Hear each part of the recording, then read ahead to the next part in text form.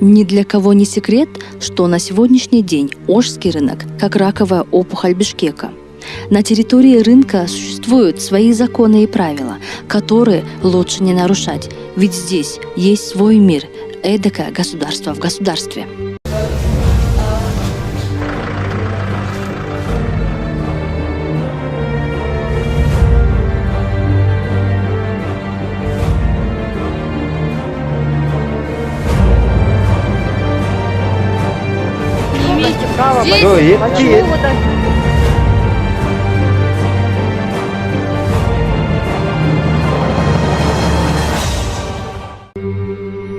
Буквально несколько лет назад Кыргызстан взбудоражил репортаж наших коллег, которые провели журналистское расследование о качестве продаваемого мяса. Тогда журналисты выяснили, что на Ошском рынке продают мертвечину, которая уходила по всем колбасным цехам и точкам быстрого питания.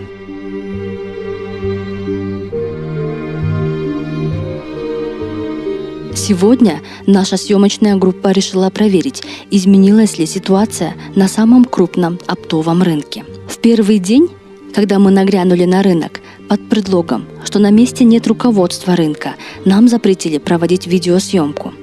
Но необходимо отметить, что рынок является общественным местом, и запрещать видеосъемку незаконно. Но несмотря на запрет, нам удалось кое-что заснять. Чтобы не накалять обстановку, мы решили назначить встречу на следующий день. На второй день наших съемок невооруженным глазом было видно, что к нашему приходу администрация Ошского рынка подготовилась основательно. На момент нашего прихода весь коллектив ветеринарных врачей был на рабочем месте. Мы направились к главному ветеринарному врачу, который рассказал, что у них на рынке все хорошо, что соблюдаются все санитарные нормы. Гражданин, который хочет реализовать свою продукцию, в данном случае мясную продукцию, он, во-первых, должен иметь на этот скот или какой вид животного, должен иметь ветеринарную справку, который прошел все процедуры, всю вакцинацию. И на основании этой справки, подтверждающей, что это его скот, что он прошел все вакцинации, идет на убойный пункт. На момент официального интервью Акылбек Маматалиев рассказал идеальный алгоритм действий, получения справок и правил продажи мяса на рынке. Но стоило лишь сказать, что интервью закончено, то врач начал говорить о том, что не всегда справки для продавцов мяса выдают должным образом. Мы выписываем на основании, вот смотрите, Абдрахманов, например. Абдрахманов, мясо говядины свежее, 5 туш. 5 туш. Мы выписываем сюда, это уже для нас отчет, и здесь идет вот Абдрахманову. Абдрахману, в частности, например, купил там Исраилов, да? Купил Исраилов, да? Абдрахманов. Сколько ты взял? Абдрахман, например, он взял 5, из 5 он взял, например, тушу. Мы пишем говядина, 1 туша. И этому реализатору даем на руки, чтобы у него было. Он, естественно, 1 тушу он же продал же. Или 1 тушу кто-то забирает. Вот именно вот 1 тушу может забрать тот нерадивый, скажем, Иванов, да? Который он этим может идти в колбасный цех, в любую точку общепита, его примут. Потому что что? Он скажет, вот на Ошском рынке взял. Такие случаи были. Мы несколько раз задали один и тот же вопрос ветврачу. За какой срок выдается справка на качество мяса? И можно ли за энную сумму получить сертификат или же ускорить его процесс? Ответ был категорично нет. Эта справка считается документом установленного образца ветеринарной карты. Документ. Каждый документ подписывается ветеринарным врачом. Ведь врач подписывает, это считайте, что он дает разрешение. И он берет полностью ответственность, Но за день, а точнее за 1 ночь до официального интервью под видом обычных оптовых покупателей мы посетили Ошский рынок, где нам рассказали, как на самом деле можно получить справку за 5 минут. Неме жолдошум айтты эле да, прям справкаларын, квитокторун баарын чогултуп ал депчи, ошон үчүн. Справка ошо квиток эле берилет. Болду, все. Башка справканы биз милицияга алып келип беребиз. Ал милицияда калат. Малдын справкасы. Бир уй, эки уй деп берет да. Колдолбаган. Милицияда калат. Анан милиция бияка киргизгенден кийин, рұқсат берип киргизгенден кийин биз печать бастырып туруп, сага квиток алып беребиз. Участковыйга бересиз, печатьты, справканы. Участковый деле ошо рекет. Ошого беребиз. Ал баары рекет. Окуй, ал эмне болуп турат экен? Ал берден ар бир туштан 50 сом, 100 сомдон алат. Мына уйга 100 сом алат. Ал завоздук будем платить дегендер. Эртең күнү справка чыгып ал коркутат. Ал өкмөттүн рекети. Акимияттагы келет да, мэриялар дагы. Алар бир айда бир жолу келип, ошолордон сыгып алып кетет. Алар бизден сыгат. Түү барып туруп, биз сыгылабыз так, сыгабыз. Кичинекейлер, Кичинекейлер. Алар келгенде булар чуркайт. Ой, оно иштен эт алышат, акча алышат, кетет. Кеткенден кийин анан булар ошонун ордун толуктайт кайра бизден. Макул анда Нурлан байке, мен сизге бүгүн күндүз чалайынчы, жолдошум менен сүйлөшүп. Чала бер, кандай эт десең ошондой эт. Баасына жараша, эмесине жараша болот. Биз ошо аяштарыбызда эметип чыкканда анда сүйлөшүп көрөлүчү, бир уй союп туруп эле бөлүп алганга депчи. Мындай кылсаңар болот. Бир уй сойгондо, ба семиз уй куназымдар болот. Семиз куназымдар жегенге өзүңөр. Мен өткөндө 300 сомдон барып коюп бердим да. Сейчас мы обращаемся ко всем правоохранительным органам по борьбе с коррупцией. АКС ГКНБ, финансовая полиция и МВД. Обратите особое внимание на ситуацию, которая творится на Ошском рынке. Необходимо перекрыть коррупционную схему поборов с простых торговцев мясом.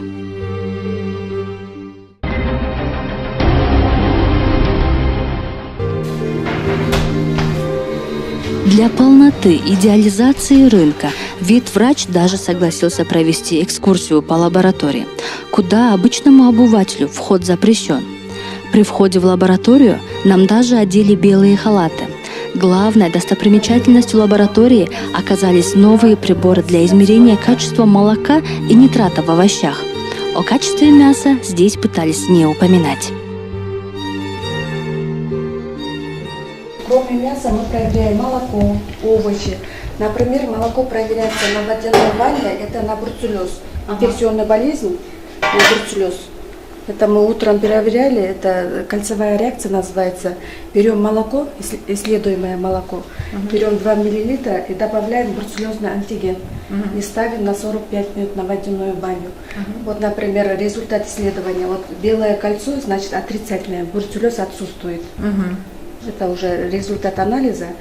А если синее кольцо, это бруцеллез положительное показывает. Если синее, вот здесь белое кольцо, поэтому бруцеллез отсутствует. После всех исследований лаборантки мы решили прогуляться по самим торговым точкам мяса.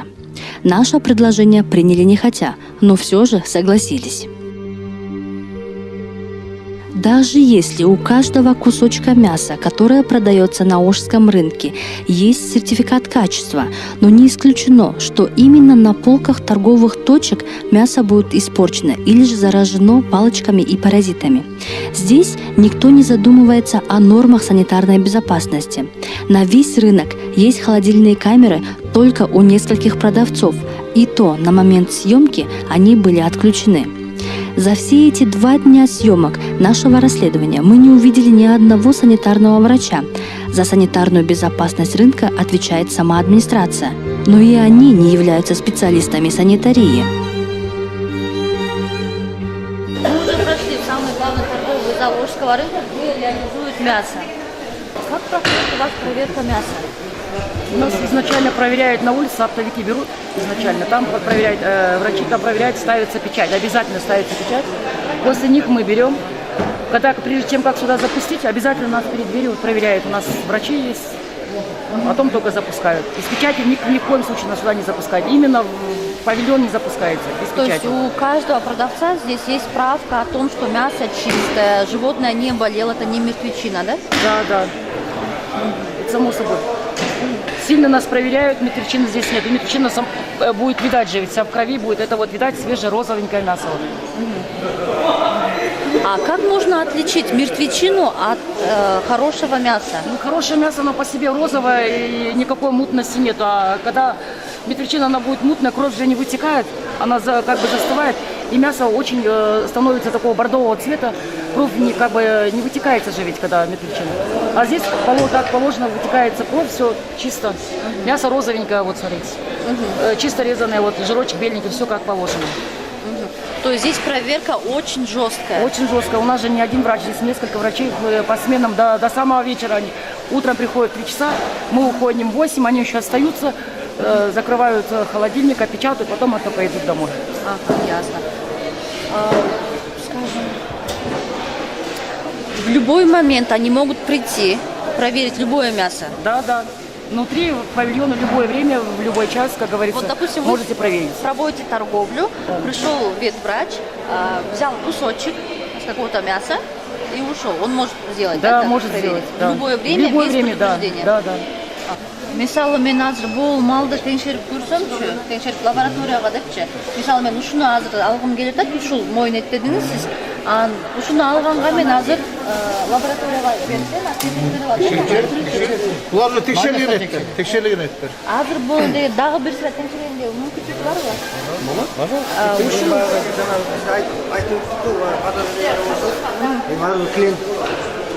Клиент всегда прав. Если текшеріп береді, андай.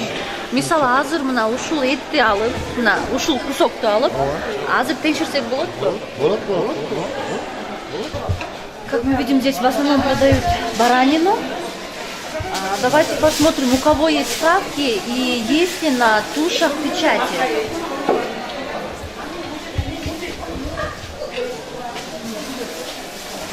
А почему-то продавцы все убегают. Азыр деген мисалы мен бир мына бул кусокту алам дедим да. Ушул кусокту алам деп атканда сиз деген мага справка бере аласызбы? Справка ала алам, Нам говорили то, что здесь нельзя продавать фарш. Но как я уже вижу, третий павильон, где лежит фарш, уже в больших количествах пакетах. И то, что мы вчера снимали, там тоже, я сейчас повторюсь, был фарш. Но хотя нам сказали, что здесь продавать фарш запрещено. Сейчас мы выберем одно подозрительное мясо и проведем лабораторное исследование.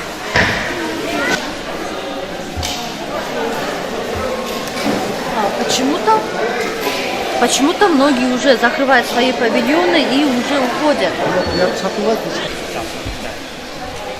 По-моему, это один из единственных холодильников, которые я здесь видела. Мысалы еттер мына мондай жатышат да, бұндайға қандай чара көресіңдер да? Жоқ, бұл жатқан жоқ, бұлардың рабочий процесті. Тазалап, бұлар заказға бөліп берішеді. Бұл өзінше, өткөсін өзінше қылып, бұлар заказға атай мондай. Давайте мы сейчас выберем одно мясо и попробуем провести лабораторное исследование.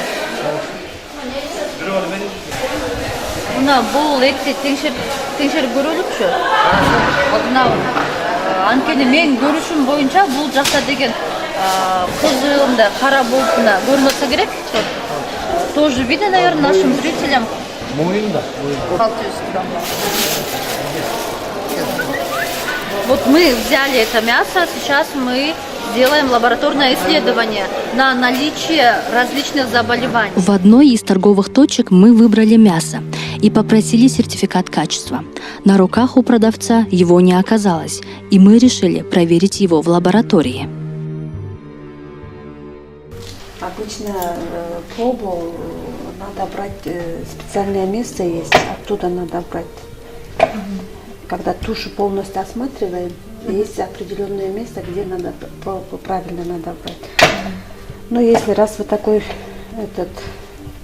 мясо принесли, я могу на свежесть проверить сейчас. Так, здесь уже постороннего запаха нету. Значит, мясо свежее. Пахнет как обычный чистый, бульон. да, это нормально. Вот один из методов исследования мяса на пробоварку. Теперь, чтобы исключить инфекционную болезнь, у нас есть метод окраска по грамму. Я уже вот брала мазок, это микроскопия, мазок брала и красим. К счастью, мясо соответствовало стандартам качества. Палочек обнаружено не было.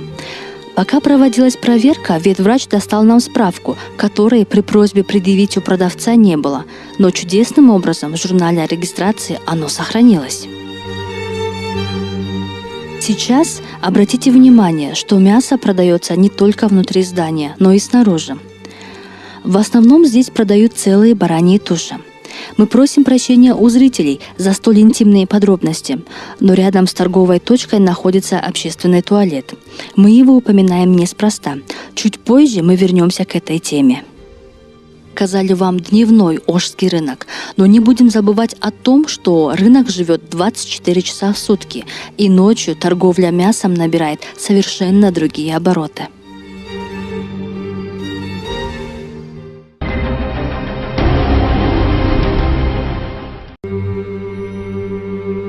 В ту же ночь наша съемочная группа направилась в самый криминальный район столицы. Пока весь город спит, здесь, на Ошском рынке, жизнь бьет ключом. Свою работу начинает самый крупный мясной рынок Бишкека. Продавцы уже в 3 часа ночи находятся на своих рабочих местах. Приехав на место съемок, мы ужаснулись, увидев реальную картину, что происходит на рынке и какое мы едим мясо. Вот в таком виде привозят мясо на Ошский рынок. Вы сами видите то, что со всех сторон сливается кровь.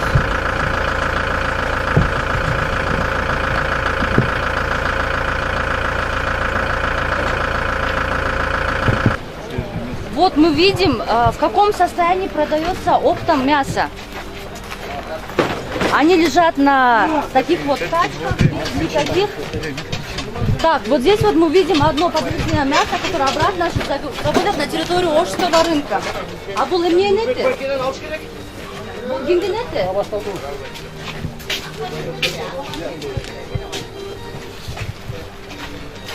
Вот мы видим, что тачкисты оставили свое мясо и ушли в неизвестном направлении. Теперь неизвестно, чье это мясо. Сейчас ни один продавец не признается в том, что продает мясо без соответствующих документов. Никто не ожидал в зимнюю ночь увидеть журналистов на Ошском рынке. Мы застали врасплох не только продавцов мяса, но и охранников. При виде камер все, включая покупателей, продавцов и тачкистов, пытались спрятать.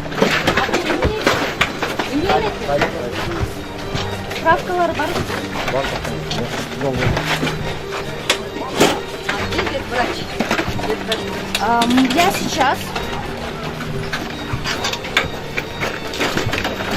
сейчас на территории Ошского рынка мы не видим ни одного ветеринарного врача, который проверял бы качество данного мяса. О никаких нормах, санитарных нормах можно не говорить, потому что мы видим, на каких тачках они их привозят. Вот вы сами можете увидеть то, что здесь грязь, кровь.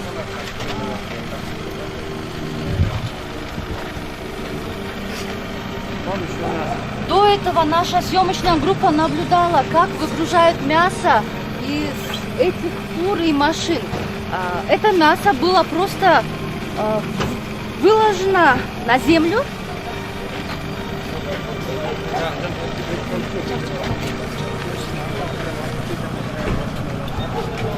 Вот опять же оставили это мясо, чье оно непонятно. Они даже бросали на дороге целые туши животных и уходили в неизвестном направлении.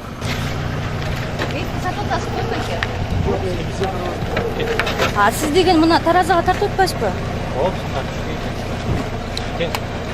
O'shuni sotqin o'tasizda? Pechat deshtakalari yo'qmi, qog'ozlari?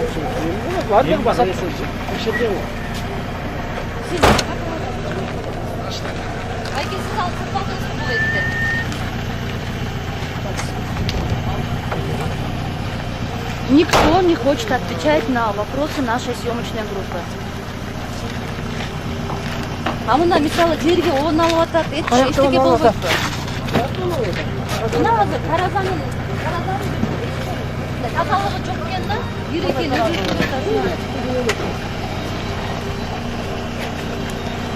Мы видим ужасающее состояние, при котором продают мясо, которое в дальнейшем реализуется в общепитах, в ресторанах и кафе нашего города.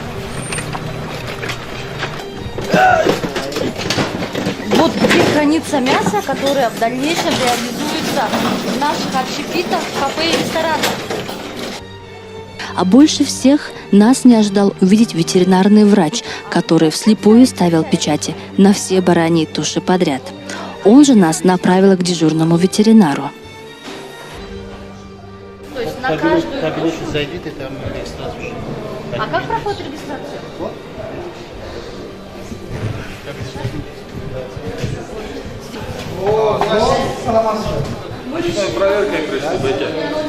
Понравилось, что у нас? Он работает на месте. Оптовики жалуются, рассказывают о ситуации, которая происходит именно ночью. Они рассказали нам о том, что они за 100 сомов могут купить у вас любую печать и справку. А вот это уже проверенное мясо или нет еще? У вас процесс идет. Вот. Аху түсіндіріп мына geçen айтпадық бір уже практически көріп өсіп. Сейчас мясо поступили, изначально перед тем, как дать разрешение, проверяется внутренний орган. Теперь мы хотим вернуться к щепетильной теме о туалете. О нем мы упоминали в начале нашей программы. Любой человек после посещения туалета вынужден проходить именно по тем местам, где ночью, скажем прямо, валяется мясо, которое позже отправляется на прилавки торговых точек. На полу здесь, возле этих железных ворот, складывают головы коров, быков. Так и дальше оно поступает на прилавки рынка. Ветеринарный врач, который днем показывал все то, о чем мы просили, то на момент ночных съемок он как мог пытался не допустить нашу съемочную группу к отдельным продавцам мяса. А второй начал разгонять толпу, что уже на тачках завозило мясо на рынок. Зайдет, мы скажем. Вы можете только сказать, да? Нет, почему? Мы можем и штрафовать. Какие штрафы предусмотрены? Административный штраф налагается вообще. А давайте мы наложим сейчас административный штраф. Пожалуйста, сейчас хозяин подойдет. Ага. Хорошо. А когда он подойдет? Подойдет, сейчас мы вызовем. Ну, вот, наверное, сидит хозяин. Хозяин, это брат не торгует. Я знаю. Ага, ясно. Вот наглядный пример. Ветеринарный врач жестом показал тачкисту уходить. Мы направились в ту сторону, куда он поспешил спрятаться. За грузовиком с мясом мы обнаружили целую телегу, загруженную тушами. На вид оно выглядело сомнительно, и здесь охранник начал препятствовать проведению съемок.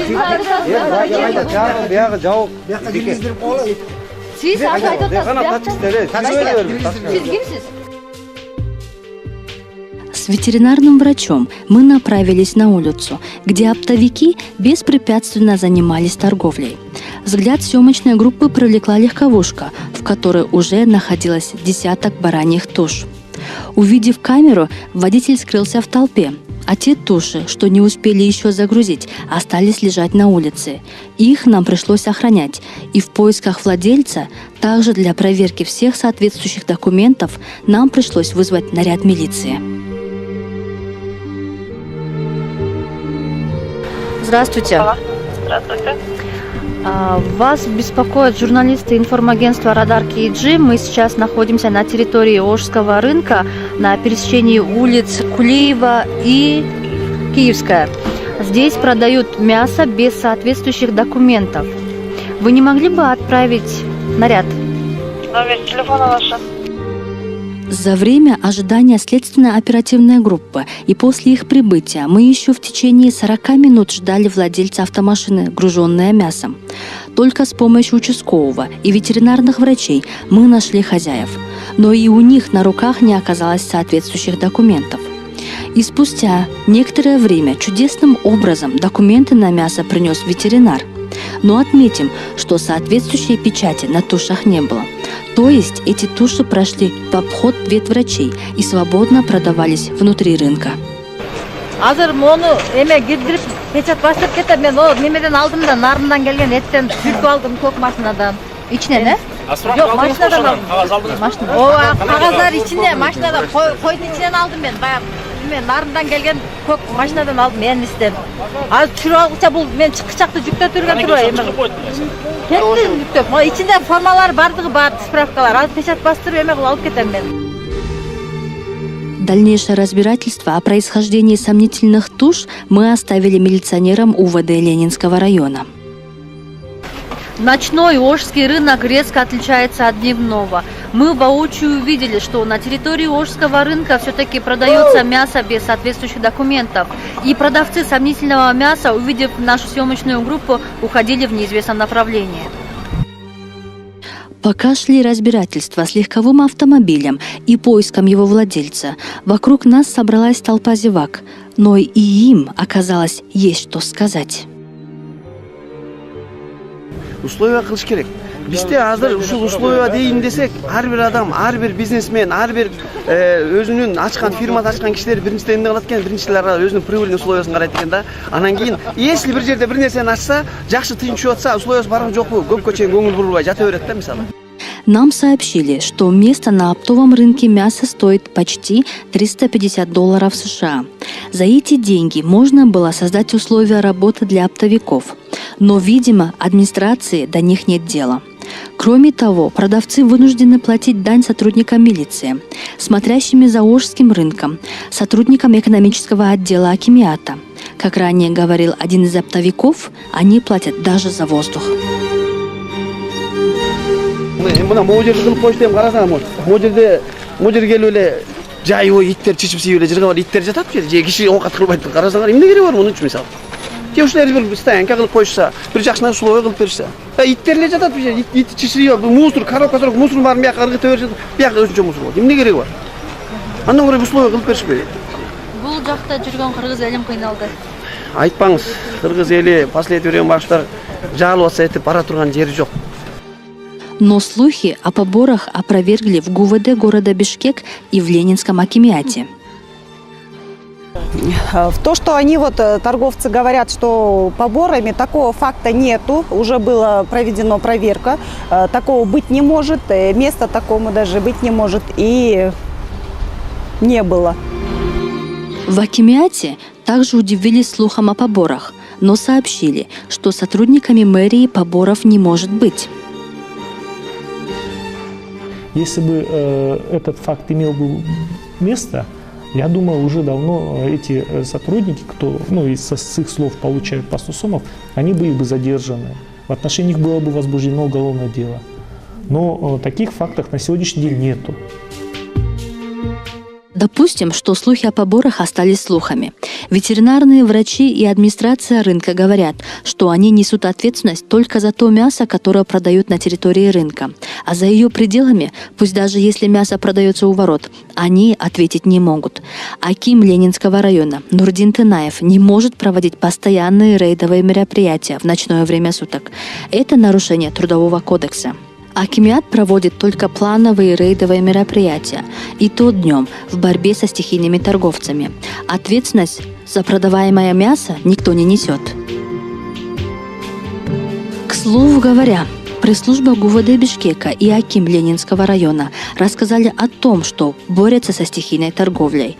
Но в то же время государство разрешило пострадавшим от пожара на Ошском рынке торговать на улице возле рынка.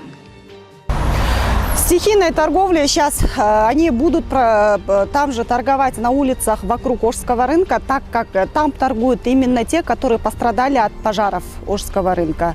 Пока сейчас у них ремонтные работы ведутся до окончания, именно мэрия города Бишкек им дали разрешение. Как мы уже упоминали, наши коллеги еще в 2016 году провели журналистское расследование о мясе, которое продается на рынке. Тогда первый вице-премьер-министр Мухаммед Калый Абылгазиев поручил МВД, Государственной инспекции по ветеринарной и фитосанитарной безопасности, мэрии города Бишкек в недельный срок провести служебное расследование по выявлению должностных лиц, причастных к допущению фактов стихийной торговли некачественным мясом на Ошском рынке столицы. Рассмотреть ответственность оптовых поставщиков мяса. Тогда же, будучи первым вице-премьером, Мухаммед Калый Абылгазиев назвал неудовлетворительную работу Министерства сельского хозяйства, пищевой промышленности и мелиорации. Давались поручения о строительстве новых современных убойных цехов во всех регионах страны. Тогда же он поручил усилить рейдовые мероприятия на пропускных пунктах Кемин и Сосновка по выявлению и пресечению незаконной перевозки мяса. Возможно, в тот год и усилился контроль за мясом, но наше расследование доказывает обратное. Как сказали торговцы, они устали работать в тех условиях, которые вы сами наблюдали. Они выразили готовность переехать даже на другой участок земли, где им было бы работать комфортнее, и государство или же частные предприниматели могли создать условия для работы. Мы надеемся, что когда-нибудь территорию Ошского рынка все-таки благоустроят. На месте хаотичного базара появится крупный торговый центр с парковочными местами, и центр города очистится от пробок, а вместо стихийных торговцев появится парковая зона.